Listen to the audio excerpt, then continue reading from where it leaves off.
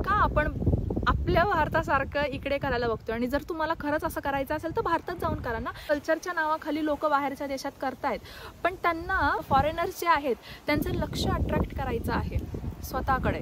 आता याच्यात सुद्धा बरेच जण म्हणतील की आपल्या देशामध्ये पॉप्युलेशन खूप आहे त्याच्यामुळे हे असं होत आहे. तर नाही, आपल्या भारतामध्ये ते खूप नॉर्मलाइज आहे केलेलं. खूप नॉर्मल आहे की आपण कुठेही कचरा फेकतो कसंही. आणि मग काही प्रमाणामध्ये रेसिझम किंवा डिस्क्रिमिनेशन सारख्या गोष्टी ज्या होतात त्याला काही प्रमाणात आपण सुद्धा तितकेच जबाबदार आहोत. कारण लंडन सारख्या ठिकाणी काही इंडियन्स जाऊन पान खाऊन थुंकतात आणि त्याचे फोटोज आणि त्याचे व्हिडिओज एवढे व्हायरल होत आहेत की बऱ्याच जणांना ती गोष्ट खटकू शकते. पण एक सॅड रियालिटी आहे ती. मी जसं इंडियात तुम्ही सण साजरे करता मोठ्या मोठ्याने, ते तुम्हाला बाहेरच्या देशात करायला मिळणार नाही किंवा ते तुम्ही करायचा प्रयत्नही नका करू. आपण आपली संस्कृती आपल्यापर्यंत ठेवली पाहिजे.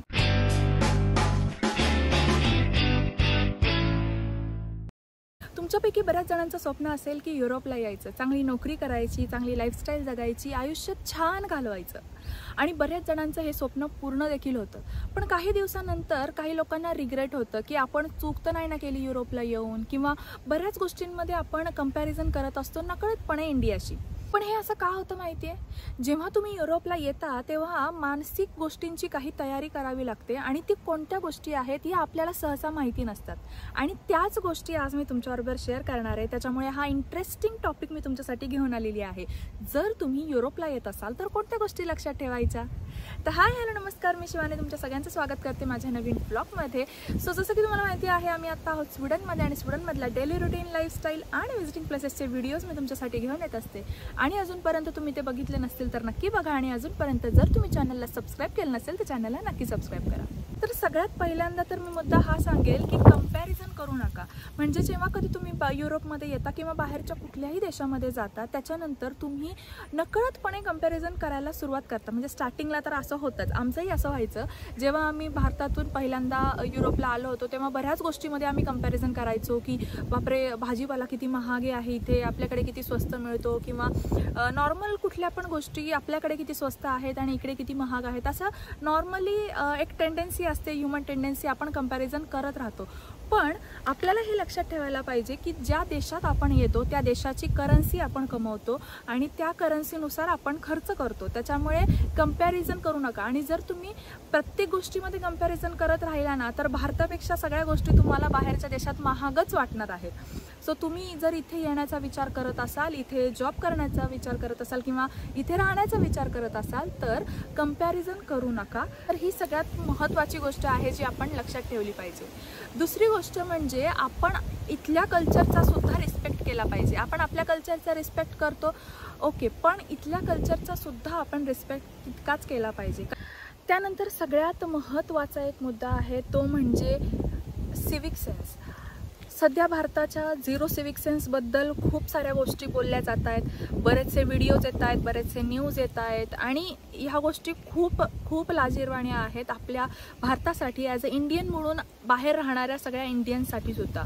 आणि जर तुम्ही युरोपमध्ये येण्याचा विचार करत असाल ना तर ही एक खूप बेसिक आणि खूप महत्त्वाची गोष्ट आहे जी आपण लक्षात ठेवलीच पाहिजे. सध्याचंच उदाहरण घ्यायचं झालं तर अमेरिकेमध्ये ज्या लेडीनी मॉलमध्ये चोरी केलेली होती तो एक खूप लाजिरवाणा प्रकार होता.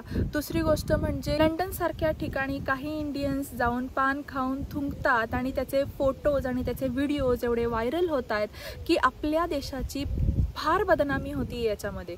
आणि ह्या गोष्टी खूप खूप वाईट आहेत. आणि कसं होतं जेव्हा तुम्ही बाहेरच्या देशात येता ना तेव्हा फक्त तुम्ही ॲज अ तुम्हाला कुणी नावाने नाही ओळखत, तुम्हाला ॲज अ इंडियन म्हणून ओळखतात. त्यामुळे तुम्ही इंडियाला रिप्रेझेंट करत असता. आणि जेव्हा तुम्ही असे सगळे प्रकार करता ना तेव्हा तुम्हाला नाही नावं ठेवत, तुमच्याबरोबर इंडियाला सुद्धा नावं ठेवतात. आणि आपल्याकडे जसं आपण कचरा करतो आपल्या भारतामध्ये ते खूप नॉर्मलाइज आहे केलेलं. खूप नॉर्मल आहे की आपण कुठेही कचरा फेकतो, कसंही वागतो, काही करतो. पण तसं इथे युरोपमध्ये येऊन करू नका, प्लीज करू नका.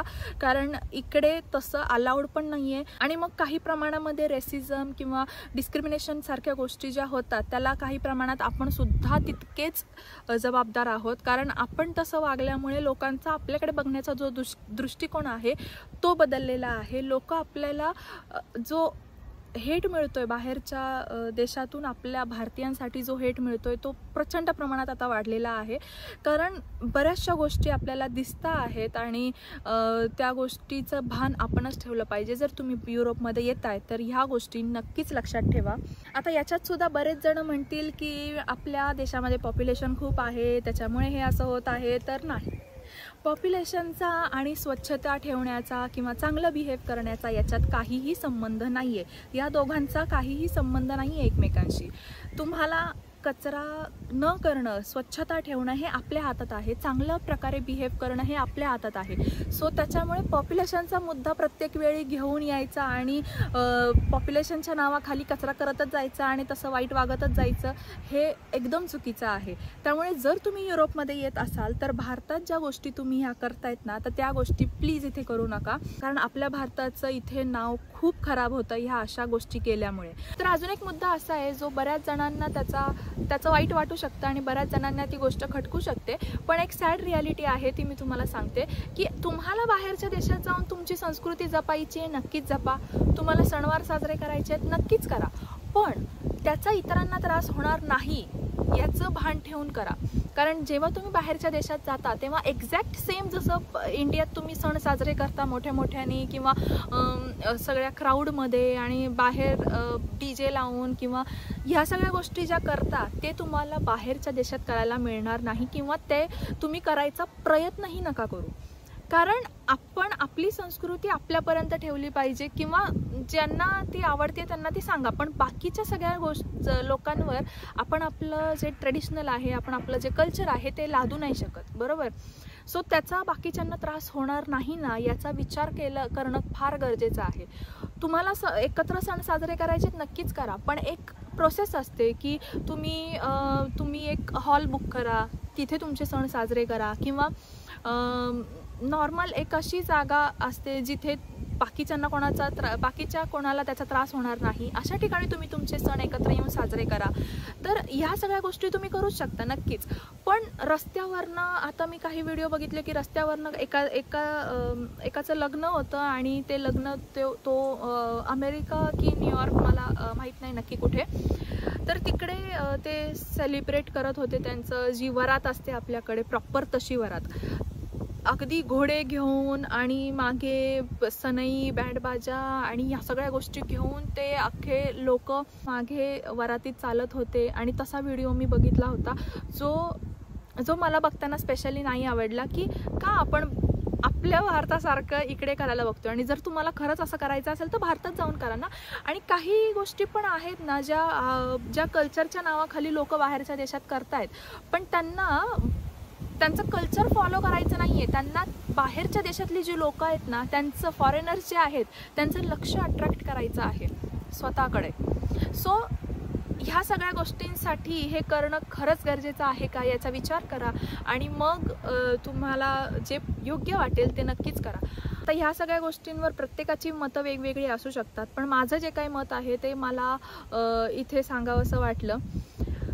तर इथे अजून एक मला मुद्दा सांगावासा वाटतो तो म्हणजे की रूल्स फॉलो करणं. आपल्याकडे रूल्स आहेत पण ते कोणीच फॉलो करत नाही. तुम्हाला सगळ्यांना माहिती आहे, तुम्हाला कचऱ्याचा डबा समोर दिसतोय पण त्याच्यामध्ये कचरा नसतो, सगळ्या साईडनी त्याचा कचरा पडलेला असतो.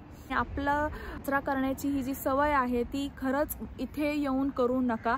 आपल्याकडे ह्या सगळ्या गोष्टी खूप नॉर्मल आहेत, इथे ह्या गोष्टी नॉर्मल नाहीत. जर तुम्ही बाहेर कुठेही असा कचरा वगैरे फेकताना दिसले ना तर इथले स्वीडिश जे ओल्ड पीपल आहेत ना ते फार कडक असतात. ते तुम्हाला डायरेक्टली येऊन बोलणार आणि तुम्हाला सांगणार की असं इथे कचरा करू नका वगैरे. तर ह्या सगळ्या गोष्टी सांगणार तुम्हाला ते. दुसरी गोष्ट आहे ती म्हणजे की ट्रॅफिक रूल्स. तर ट्रॅफिक रूलबद्दल मला असं सांगावं वाटेल की इथले ट्रॅफिक रूलबद्दल किंवा इथल्या ड्रायव्हिंग रूल्सबद्दल जो आहे ना तो एक वेगळा व्हिडिओ होऊ शकतो, त्याच्यावर खूप मोठा डिटेल असा व्हिडिओ होऊ शकतो.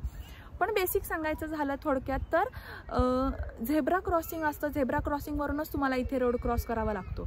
आपल्याकडे सुद्धा झेब्रा क्रॉसिंग आहे पण तिच्यावरून कोणीच रोड क्रॉस करत नाही, उलट त्याच्यावर गाड्या जाऊन थांबतात किंवा त्याच्या पुढे गाड्या जाऊन थांबतात सिग्नलला.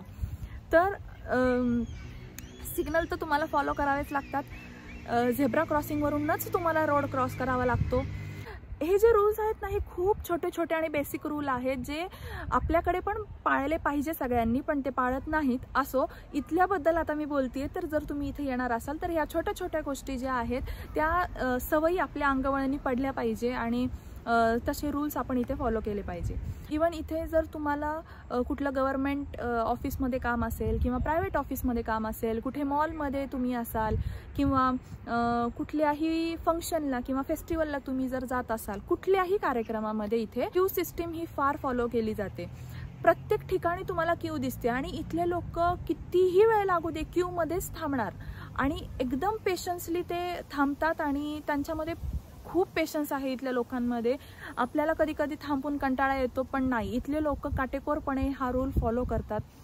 कुठेच धक्काबुक्की करत नाही, कुठेच तुम्हाला असं दिसणार नाही की खूप खूप घाई आहे आणि मला लाईनमध्ये खूप वेळ लागतोय आणि मग मध्येच घुसणार लाईनमध्ये. तर असं नाही, इथे असं अजिबात होत नाही.